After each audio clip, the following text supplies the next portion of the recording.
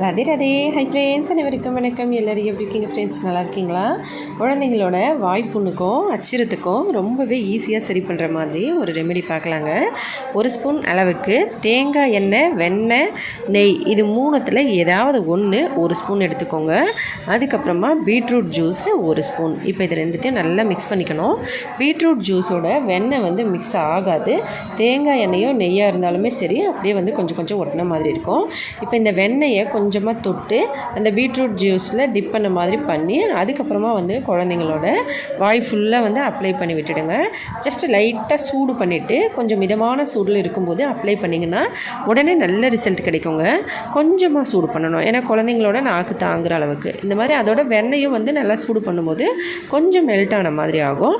அப்போ நீங்கள் அந்த வெண்ணெயோடு சேர்த்து அந்த பீட்ரூட் ஜூஸை தொட்டு குழந்தைங்களோட நாக்கில் தடவி விட்டிங்கன்னா ரொம்ப ஈஸியாக வாய்ப்புண்ணும் சரி அச்சிரமும் சரி சரியாக போயிடும்.